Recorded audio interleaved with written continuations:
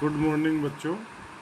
Last video में हमने आपसे क्यूब रूट निकाले थे किससे, थ्रू फैक्टराइजेशन। आज इसमें एक दूसरे मेथड से हम क्यूब रूट निकालना सीखेंगे। वो क्या है, बाई गैस। तो गैसिंग करेंगे और उसका क्यूब रूट निकालेंगे। अगर हमें पहले से मालूम है कि कोई नंबर परफेक्ट क्यूब है, जैसे कि ये है, मान लीजिए आपको ये नंबर दिया गया, सपोज दिस वन 857 375। ये एक नंबर है, हमें इसका क्या बताना, क्यूब रूट।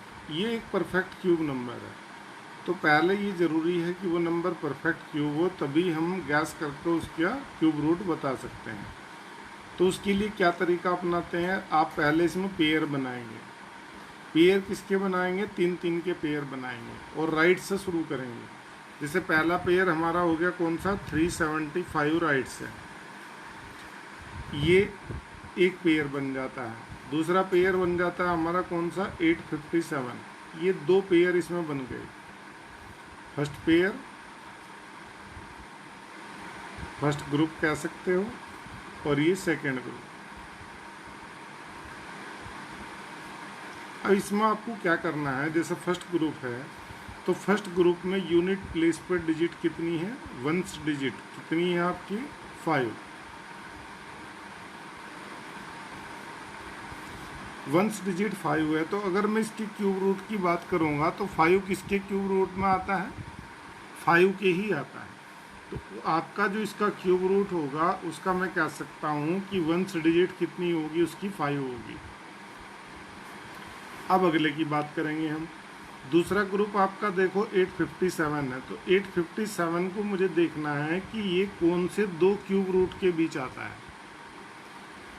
जैसे अगर मैं आपसे पूछूं 9 का क्यूब कितना होगा, तो आप क्या बताएंगे, 729। और 10 का क्यूब कितना होगा, 1000।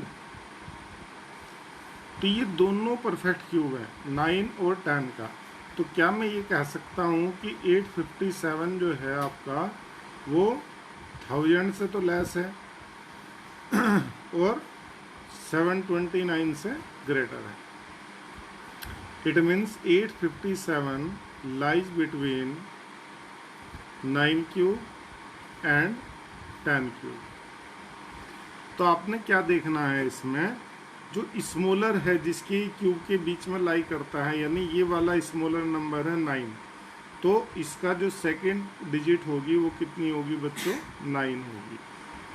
इट मीन्स आपका cube root of 857 375 equal to 95। ठीक है। इसी तरह से इसमें एक क्वेश्चन में और लेता हूँ, जरा उसे देखना फिर से। जैसे ये हो गया 17576, इसमें भी आप ग्रुप बनाइए। तो जैसे एक ग्रुप इसमें बन जाता है 3 डिजिट का, ये 576। अब दूसरे में तो 3 डिजिट नहीं है, तो कोई नहीं, वो ग्रुप हमारा 17 का है तो 17 ही रहेगा। अब 576 में जो यूनिट प्लेस पर डिजिट है वो कितनी है बच्चों, 6 है। अब बताओ 6 किसके क्यूब रूट में आता है, 6 के ही आता है ना। 6 6 जा 36, 6 जा 216। तो इसके जो आपका क्यूब रूट होगा उसमें जो वंस डिजिट पे होगा वो कितना होगा, 6। अब आपका आता है 17। 17 देखो किन 2 परफेक्ट क्यूब के बीच आता है। आप देखो 17 अगर मैं करता 2 2 जा 4 2 जा 8, ये तो 2 का क्यूब है। और अगर मैं 3 का क्यूब देखूँ तो कितना आएगा, 3 3 जा 9 3 जा 27। इट मीन्स मैं ये कह सकता हूँ 17 लाइज बिटवीन 8 एंड 27, और 17 लाइज बिटवीन 2 का क्यूब और 3 का क्यूब। तो 17 हमारा इन 2 परफेक्ट क्यूब के बीच आता है, 2 और 3 के। इनमें स्मॉलर कौन है बच्चों, 2। तो इसकी सेकंड डिजिट होगी 2। तो ये हो गया 26। तो आप कह सकते हैं cube root of 17576 equal to 26। 6। और भी क्वेश्चन ऐसे हो सकते हैं, जरा देखिए, एक आध और करते हैं हम अभी, तभी ये प्रैक्टिस में आएगा आपकी सही। जैसे आप मान लीजिए ये नंबर था, सपोज क्या, फाइंड क्यूब रूट ऑफ 1331। अब आप इसमें बनाओ जरा ये किसका क्यूब रूट हो सकता है। आप देखिए इसमें जो आपका यूनिट प्लेस पे है, ये आपका पेयर 3 डिजिट का बन जाता है, थे फर्स्ट ग्रुप 331 फर्स्ट ग्रुप, और ये कितना हो जाता है, इधर सेकंड ग्रुप में आ जाता है केवल 1। सेकंड ग्रुप में क्या आता है बच्चों, केवल 1। तो 331। अब आप देखो इसमें यूनिट प्लेस पे कितना है, 1 है। तो 1 किसकी क्यूब रूट पे आता है, 1 के ही आता है ना। तो उसका जो फर्स्ट प्लेस हो जाता है, यूनिट प्लेस आपके क्यूब रूट का कितना, 1। अब यहाँ पे भी कितना है, 1। 1 किस किस की क्यूब रूट में आएगा, 0 और 1 के ही आएगा। तो नेचुरली ये भी कितना होगा, 1 ही होगा।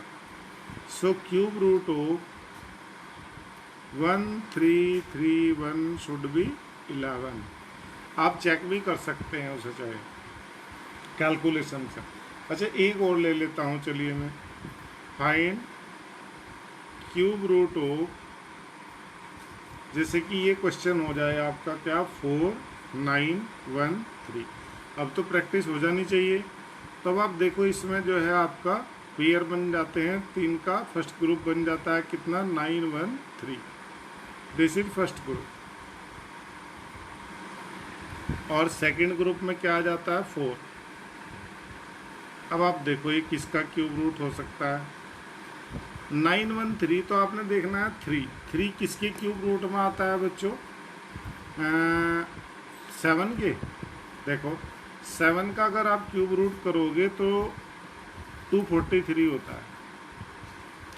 तो क्यूब रूट 3 किसके क्यूब रूट में आता है, 7 के। तो आपकी इसकी 1 डिजिट पे आ जाएगा कितना, 7।